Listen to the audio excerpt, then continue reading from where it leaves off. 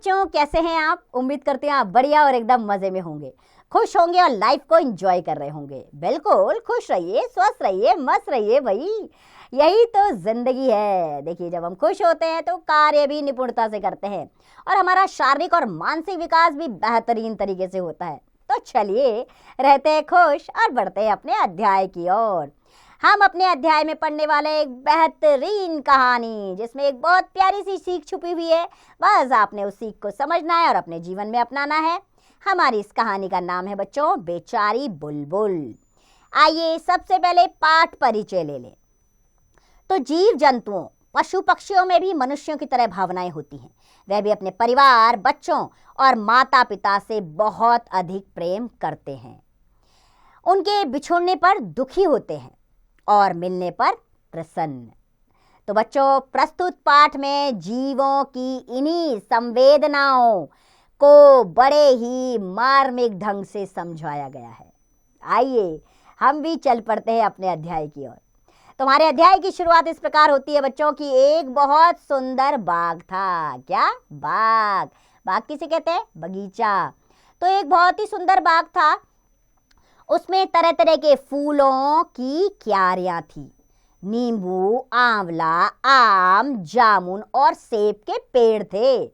आम के पेड़ पर बुलबुल के जोड़े ने अपना घोंसला बना रखा था। पेड़ को बुलबुल का वहां रहना बहुत अच्छा लगता था। अपने पत्ते हिला हिला कर वह बुलबुल से मीठी मीठी बातें करता और उनकी हंसी खुशी में खुश होता।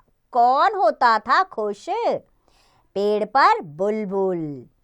जब बुलबुल का जोड़ा दाना चुगने जाता तो पेड़ ही अंडों को संभाल कर रखता, यानी कि पेड़ जो क्या था संभाल के रखता था।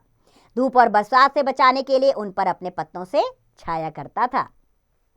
एक दिन अंडे में से एक नन्ही प्यारी सी सुनहरी बुलबुल निकली। अंडे से क्या निकली? एक प्यारी सी बुलबुल, जो अन्य बुलबुलों से अलग थी, यानी कि वो बहुत अलग सी बुलबुल थी।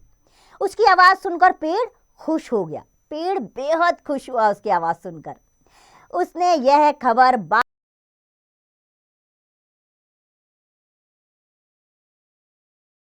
पेड़ पौधे खुशी से अपनी पत्तियां हिलाने लगी, यानी कि सारा वन खुशी से झूम उठा नई बुलबुल के आने से। धीरे धीरे सुनहरी बुलबुल बड़ी होने लगी।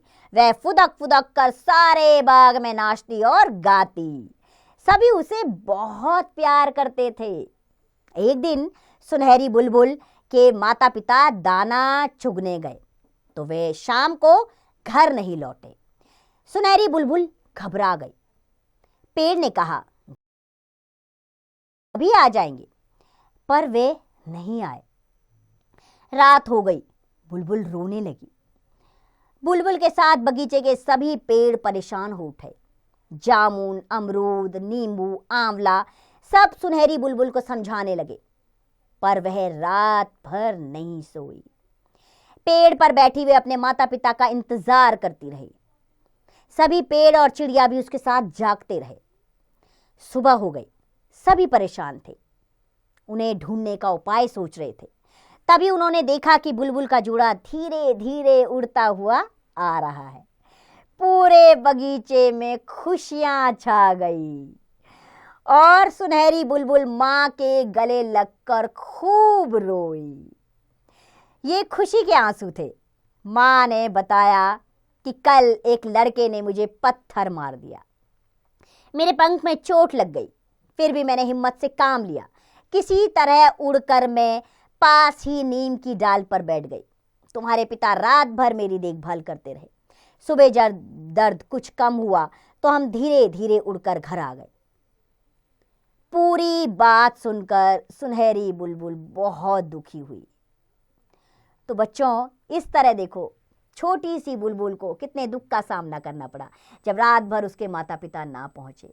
तो बच्चों, हर संतान माता पिता के लिए दुखी होती है और हर माता पिता अपने बच्चों के कष्ट से दुखी होते हैं। इसीलिए हमारा कर्तव्य है कि हम किसी को भी नुकसान ना पहुंचाएं।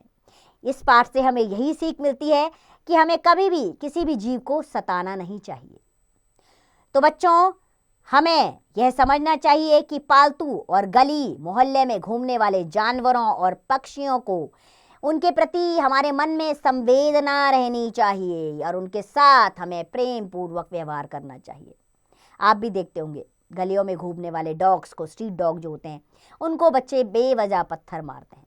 आखिर उनका क्या कसूर? वो बेजुबान जानवर कुछ नहीं बोल सकते, तो बेवजह उन्हें परेशान क्यों किया जाए? हमें ध्यान रखना चाहिए बच्चों, उनके खाने पीने का ध्यान रखें, पशु पक्षियों के खाने पीने का ध्यान रखें। आखिर मानवता है हमारे अंदर, परोपकार की भावना रखें। तो इसी भावना को अपने जीवन में आप जरूर अपनाइएगा। आइए अब हम बढ़ चलते हैं प्रश्नोत्तर की ओर। पहला प्रश्न मौखिक प्रश्न आ रहा है। इसमें पहला प्रश्न है, नन्ही बुलबुल देखने में कैसी थी? तो नन्ही बुलबुल देखने में सुनहरी थी। इसी प्रकार अगला प्रश्न आप स्वयं करेंगे। हम दूसरे प्रश्न पर आ रहे हैं। विकल्प वाले प्रश्न आएंगे, इसमें 4 विकल्प हैं। पहला वाक्य आ रहा है, बुलबुल का घोंसला किस पेड़ पर था? पीपल के, केले के, आम के, नारियल के। तो घोंसला आम के पेड़ पर था। इसी प्रकार बाकी के विकल्प आप स्वयं ढूंढिएगा। हम तीसरे प्रश्न पर आते हैं। यहाँ पर आपको लिखित में उत्तर देना है। पहला प्रश्न, क्यारी में कौन कौन से पेड़ थे? तो क्यारी में पीपल, आम, इस तरह के अनेक पेड़ थे। इसी प्रकार जामुन के पेड़ भी थे। इसी प्रकार बाकी के प्रश्नों के उत्तर आप स्वयं देंगे। चौथा प्रश्न आ रहा है, पंक्तियां पढ़कर प्रश्नों के उत्तर दीजिए। घबराओ मत, वे अभी आ जाएंगे। ये शब्द किसने किससे कहे? तो ये शब्द आम के पेड़ ने सुनहरी बुलबुल से कहे। बाकी के प्रश्नों के उत्तर स्वयं दीजिएगा। खंड ख पर आते हैं। इसमें हम, मेरे पंख में चोट लग गई है, फिर भी मैंने हिम्मत से काम लिया। किसके पंख में चोट लगी? तो सुनहरी बुलबुल की माँ बुलबुल के पंख में चोट लगी थी। इसी प्रकार बाकी के प्रश्नों के उत्तर स्वयं दीजिएगा। कल्पना की उड़ान में प्रश्न आ रहा है बच्चों कि आप पक्षियों की देखभाल किस प्रकार करोगे? लिखिए। अब ये आप स्वयं करेंगे कि आप किस प्रकार पक्षियों की देखभाल करेंगे। उनके लिए खाने पीने का इंतजाम करेंगे, है ना, और क्या क्या करेंगे, इसमें आपने वो लिखना है। आइए भाषा के बारे में चलते हैं। यहाँ पर व्याकरण से संबंधित प्रश्न है। पहला प्रश्न, अलग अलग अर्थ वाले शब्द। जैसे आम एक फल है और एक साधारण बोलचाल का शब्द है, ठीक है। लाल बेटा और रंग कहते हैं इसको, पर को ऊपर और पंख कहते हैं। इस आधार पर 2-2 वाक्य बनाने हैं आपने। हम अगले प्रश्न पर आते हैं। उचित शब्द लिखकर वाक्यों को पूरा कीजिए। पेड़ पर डैश लगे हैं। पेड़ पर पत्ता लगे हैं कि पत्ते लगे हैं? तो पेड़ पर पत्ते लगे हैं। इसी प्रकार बाकी के वाक्य आप स्वयं पूर्ण करेंगे। विषय संवर्धन गतिविधियों पे आते हैं। इसमें पहला प्रश्न आ रहा है बच्चों, नीचे लिखे पक्षियों के रंग और उनके भोजन के विषय में लिखिए। ठीक है। तोता, तोता किस रंग का होता है? हरे रंग का तोता। क्या खाता है वो? है मिर्ची, है ना। और भी क्या खाता है वो लिखेंगे। इसी प्रकार बाकी के पक्षियों के भोजन के बारे में आप स्वयं लिखिएगा। दूसरा प्रश्न आ रहा है, पक्षियों के चित्र इकट्ठे कीजिए, चार्ट पेपर पर उन्हें लगाकर उनके नाम लिखिए। बहुत ही प्यारा कार्य है। तो पक्षियों के चित्र इकट्ठा कीजिए, एक चार्ट पेपर पर लगाइए, उनके नीचे उनके नाम लिखिए और अपनी कक्षा में लगाइए, ताकि जिन बच्चों को उन पक्षियों के बारे में नहीं पता उनको भी इससे जानकारी मिल जाए। तो उम्मीद करती हूँ कि आप भी पशु पक्षियों के बारे में संवेदना रखेंगे, उनकी मदद के लिए आगे आएंगे, उनके भोजन का इंतजाम करेंगे। तो इसी के साथ खुश रहिए, स्वस्थ रहिए, मस्त रहिए और इस पाठ का अभ्यास करते रहिए।